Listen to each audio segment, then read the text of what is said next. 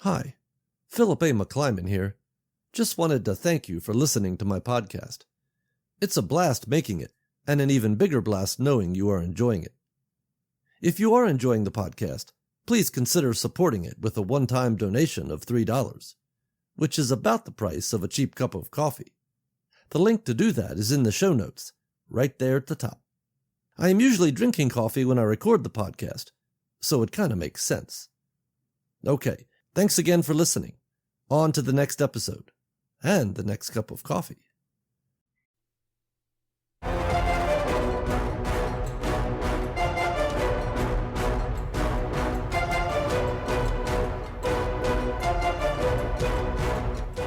Human. Extinction level. Loss.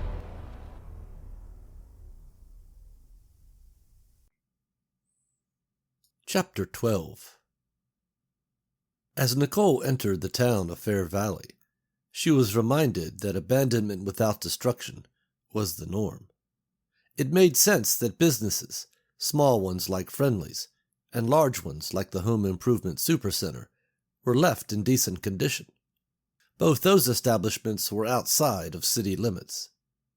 When the zombie apocalypse was in full swing, and the government had taken to quarantining whole cities, people who lived in outlying areas were relocated to shelters within the city. Those in the city were ordered to stay in their homes. The city was sealed off by roadblocks. Armed patrols, day and night, guaranteed compliance. It amounted to little more than rats in a cage. Only these rats were doing more than simply becoming aggressive and fighting each other. They were dying, reanimating, and eating each other. As the city was ravaged by the plague, and more of its citizenry became flesh-eaters, survivors became desperate. The battle for resources became almost as deadly as the battle against the dead. Once a city was quarantined, the government was supposed to ensure resupply of essentials. But as quarantined cities began to outnumber those that weren't, supply lines stretched thin, and then snapped. The GTO crept down the main street as Nicole gazed out her window at a city in ruins. Not a house, shop, or skyscraper seemed untouched. Cars were not spared either, as everyone in sight bore evidence of being broken, crashed, or both. Paper of every variety blew up and down the street, the flotsam and jetsam of a city busted at the seams. Her tires crunched over glass and things that were not glass. A zombie would reanimate as long as it retained its brain, regardless of how much flesh had been blasted away by the living, or eaten away by the unliving. As Nicole looked around, she saw bodies littered everywhere, those who did not have the second chance that reanimation offered. Each one had massive cranial damage, those that had heads anyway. Nicole could not tell which ones were blasted away and which ones were eaten. She did not lend herself to further thought or investigation on the matter. They were not getting up, and that was good enough for her. She was of a mind to get something that would enable her to do some blasting of her own. That meant guns. Nicole figured she had dodged 2 bullets herself, one at Friendly's and the other just down the road at the Supercenter. She almost lost it both times, but had kept together and been resourceful. She was proud of that, but not foolish enough to think she could continue as she had. Driving down the highway, going on shopping sprees, and retiring in motels had almost gotten her lifetime membership in Club Dead. Cats were supposed to have 9 lives. Nicole figured she had nowhere near that. Apart from taking in the scenery in Fair Valley, Nicole was looking for a gun store. She thought she wasn't going to find one until she pulled into the parking lot of Fair Valley Mall. Listed on the sign at the entrance were several of the principal stores located within the mall. Nicole's eyes scanned down until her eyes came to rest on one that she thought could meet her needs. Outdoor Life, the finest in sporting and hunting accessories. Bingo, she said. She smiled and looked over at Sam, expecting him to share her enthusiasm. Her smile faded as she was reminded that though present in the front seat next to her, Sam was somewhere else entirely. After watching his store virtually disintegrate before his eyes, he had slumped down in the seat and stared out the passenger window. He had not said a word since. He only rode on in silence, tightly clutching the axe handle to his chest. Nicole pulled the car up to the mall entrance. The door was twisted and broken out of its tracks. The large wall of glass that formed the front of the mall was shattered. Glass was everywhere. The entrance looked like the gaping maw of some humongous beast that would remain still and, with its mouth open, wait for prey to stumble unwittingly into its jaws. The jaws of the mall's maw, Nicole thought, and then wondered if she wasn't close to joining Sam in the mental breakdown lane. She did not have time to drive around the whole complex, investigating every nook and cranny, so instead she pressed on the GTO's horn, letting loose with a long blast of the discordant sound. She figured the sound would be enough to catch the interest of any that wanted to get to know her. She let off the horn and waited. Nothing. She looked over at Sam, who stared out his window. "I need to get some things, Sam. You might want to start making your list too," Nicole said. Sam did not respond or even look at her. His only response was to tighten his grip on the axe handle clutched to his chest. Nicole sighed. "You just going to wait in the car then?" she said. Silence. Reaching the end of her outreach therapy, she turned off the ignition. She opened the door and got out. As she was about to close the door and go inside, she saw a lone shuffler emerge from the darkness of the mall. In life, it looked to be a pimply-faced teenager. It was dressed in a blue polo shirt, black pants, and embroidered ball cap, the official uniform of the bigger-than-a-bread-box bakery. Nicole looked hurriedly around, but did not see any others. She figured she had two choices. She could get in the car and drive away, or... Nicole went with Plan B. Getting back in, she cranked the GTO and revved the big engine. "Hold on, Sam," she said, and then mashed the gas. When the RPMs pegged out, she dropped it in drive.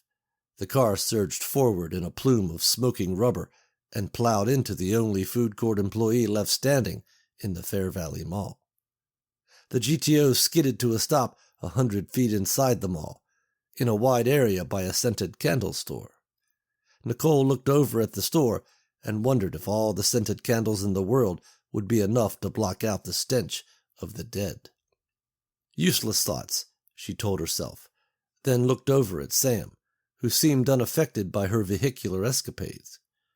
Nicole considered trying to rouse him again with some banter, then thought the better of it. She climbed out of the car and saw Food Court Zombie crushed under her car. The body ended at its neck. The head, if there was one left, was completely covered by her front driver's side tire. On the floor in front of the GTO was the ball cap the zombie was still wearing when she saw it. Nicole walked over and picked it up. Bigger than a breadbox bakery was stitched across the front of it. She looked over at the zombie lying smashed under her car. "Making flatbread?" Nicole said.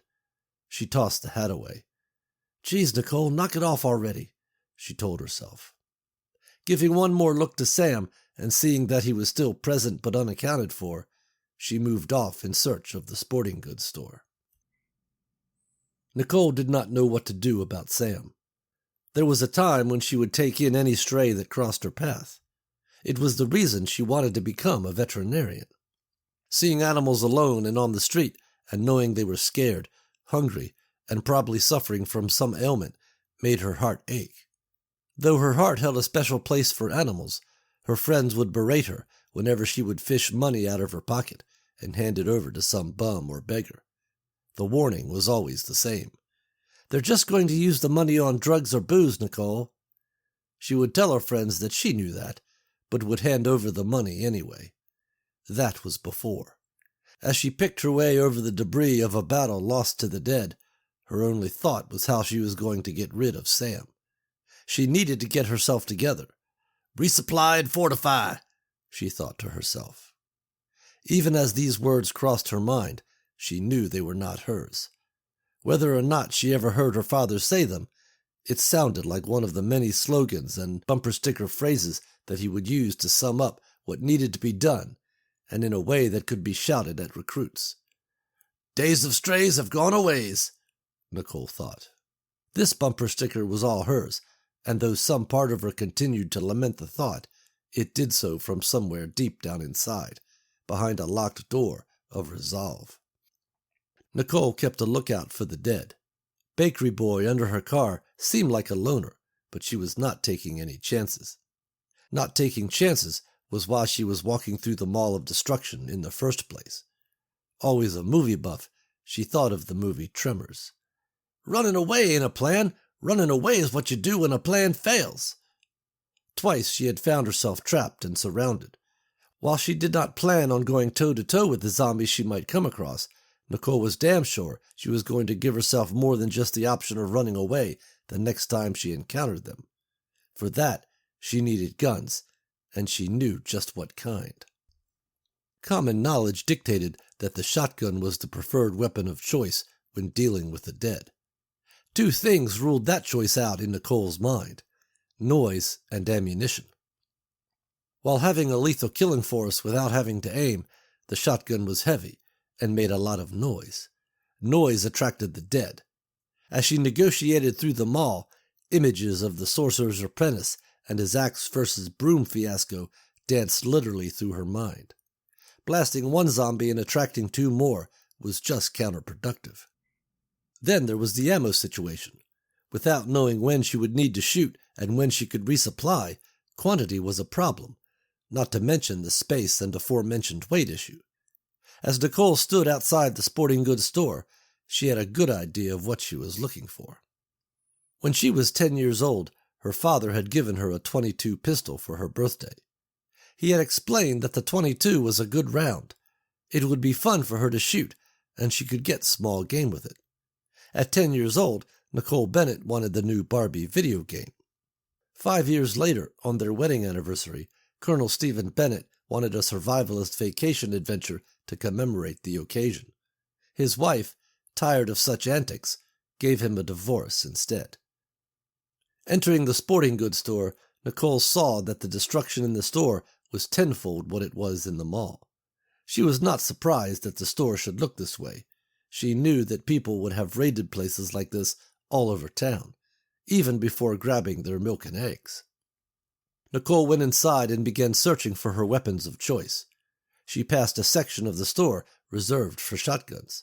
The racks were empty. The lock keeping them secure lay broken on the floor next to a set of bolt cutters. Shelves below, that at one time contained shells of varying sorts, were swept clean. Nicole picked up the bolt cutters and kept walking.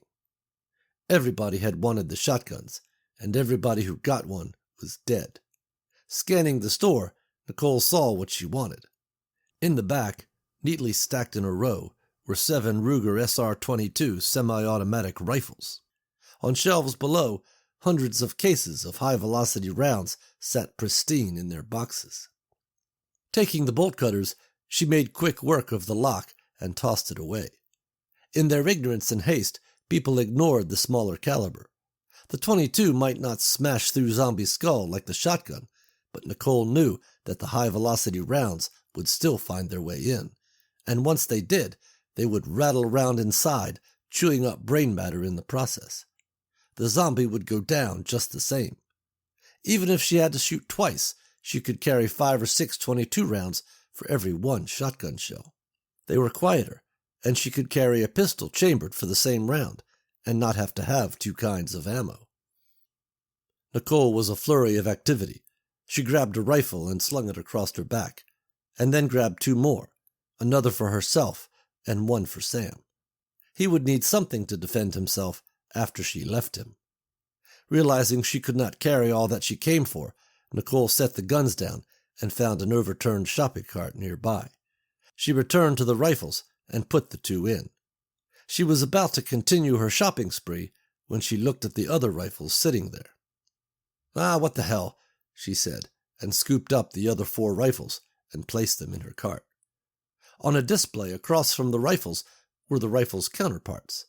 7 boxes of Ruger SR-22 pistols sat untouched until Nicole placed them in her cart. Seeing another cart, she grabbed it and went back to the ammunition. Bend, grab boxes, repeat. She spent several long minutes filling up her cart with thousands of the high-velocity rounds. As she stood up, she noticed a display containing accessories for the guns, its position strategically chosen to maximize add-on sales. Nicole selected a twin over-the-shoulder holster rig for 2 of the pistols. Seeing laser sights for both pistol and rifle, she grabbed them. On a lower shelf were stacks of 25-round capacity magazines for the rifles and 10-round magazines for the pistols. She grabbed them and dumped them into her gun cart. She unslung her rifle and tore open one of the ammo boxes. Nicole loaded one of the magazines, then grabbed a laser sight and mounted it. She turned it on and swung the rifle around the store. The laser cut through the shadows, and the red dot touched everything her eyes saw. Nearby was a mannequin, sporting the latest in hunting apparel. The red dot laser stopped on the mannequin's eye, and Nicole fired. The plastic head shattered. The report from the rifle was sharp and not overly loud, but Nicole stopped and listened just the same. Nothing emerged from the darkness. No moans echoed from the depths of them all. Satisfied, Nicole slung the rifle over her back and opened 2 of the pistols. These also received full magazines and laser sights before finding their new home in the 2 nylon holsters at her sides under her arms. Nicole surveyed her take and was satisfied. Pausing to rest, her mind drifted back to Sam. She needed to lose him, pure and simple. Saving him from the store was a product of saving herself, but now she had to make miles. She told herself she could not do that with a hanger-on, especially one who seemed to have had a complete break with present realities. She had gotten him guns and ammunition. The rest would have to be up to him. Nicole took a breath and sighed. She would tell him when she got back. The mall was cleared out. He could probably supply himself as he saw fit and then go his own way, and she could go hers. There was just no other way, she thought, as she grabbed the 2 shopping carts and pushed them out of the store. Nicole was out of breath by the time she reached the GTO. She went straight to the trunk and popped it open and began loading the boxes of ammo. Nicole kept several boxes out. These she placed in the back seat with the guns and magazines. Taking a rifle, 2 magazines, and 5 boxes of the ammo, she looked to the front seat. "Listen, Sam, we need," Nicole said. Her words trailed off when she realized Sam was not there. She dropped the rifle and boxes and stood up. Unslinging her own rifle, she readied it and with the laser sights began turning, scanning the mall in all directions. Not seeing any signs of the dead, she went around to the passenger side of the vehicle. There was no sign of a struggle, no blood, no Sam. The car door was closed and it looked like he was never there. Still keeping the rifle tight against her shoulder and her eye staring down the barrel, she moved off in the opposite direction from the way she came in. If Sam had wandered off in her direction, certainly she would have seen him on her way back, she thought to herself. She heard a noise behind her and spun around. The red dot of the laser sight came to rest on the back of Sam's head as he stood in the scented candle store. He was motionless, and except for being decomposition-free, could have easily been mistaken for one of the dead. Nicole breathed a sigh of relief and lowered her weapon. She approached Sam and struggled with what she needed to say. "Gee, Sam, you scared the crap out of me," Nicole said, coming up on the side of him. Sam stood staring at the lit flame of a pumpkin spice-scented candle. His axe handle rested between them, against a display table. At her approach, Sam moved the axe handle to his other side, never breaking his gaze from the candle. The flame danced slightly as Nicole's movement set a waft of air over the wick. Nicole shifted nervously. "So, what are your plans, Sam?" she asked. Sam said nothing as he continued to stare at the flame. "I mean, if you need me to drop you somewhere, I can do that, maybe. You got relatives somewhere?" she said, hoping Sam was there enough to get the hint. Nicole let her words trail off. In all likelihood, even if he had family someplace, they probably were not taking visitors.